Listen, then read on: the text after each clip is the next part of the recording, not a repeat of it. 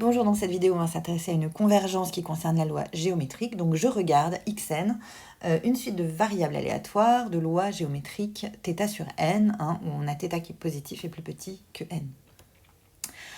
On va montrer que xn sur n converge en loi. Et quand vous voulez montrer que quelque chose converge en loi, la première des choses que vous regardez, c'est la fonction caractéristique. Très souvent, ça va bien se passer. Donc ici, si on connaît la caractéristique de la loi géométrique, tant mieux, sinon on la recalcule. Vous avez une autre vidéo qui vous montre comment le faire.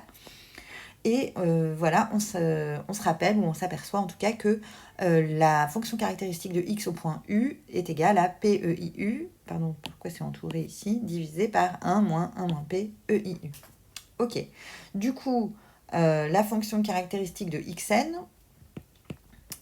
soit u, un réel, la fonction caractéristique de xn au point u, je remplace p par θ sur n. Donc θ sur n, e, i, u, 1 moins 1 moins θ sur n, e, i, u, et du coup je vais juste simplifier un petit peu ce truc là avant de continuer, je vais multiplier par n en haut et en bas, et donc ça va me donner θ, e, i, u, c'est déjà mieux, et ici je vais avoir n moins θ, e, i, u.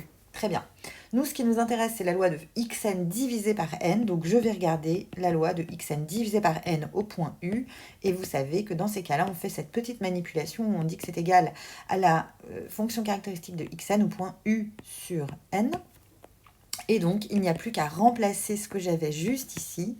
Hop, u sur n divisé par n moins θ, e, i, u sur n. Bon, ce machin-là tend vers 0, iu sur n, complexe ou pas, ça tend vers 0, et donc on va regarder le développement limité en 0, ou plutôt en plus l'infini, puisque n tend vers plus l'infini, de l'exponentielle. Donc le développement limité, hop, e, i, u sur n, de l'exponentielle, ça va être équivalent.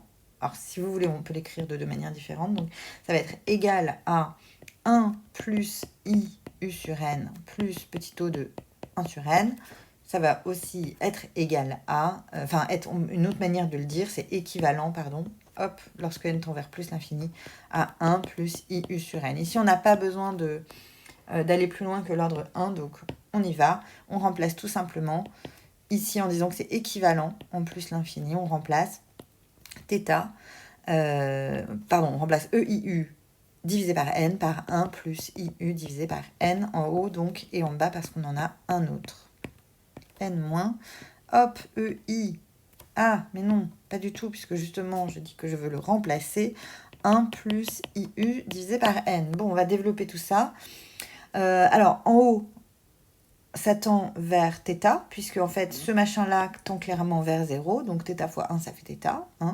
Donc ça va tendre vers θ en haut, et en bas, ici c'est pareil, il va y avoir quelque chose ici qui tend vers 0, mais comme il y a du n ici, on va bien s'en assurer, donc ici on va développer, donc ça fait n moins, il y a un moins ici, n moins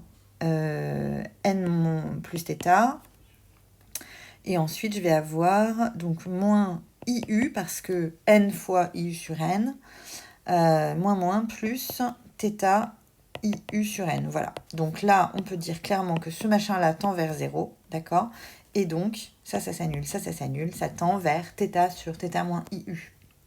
Donc, phi xn sur n au point u tend vers θ divisé par θ moins iu.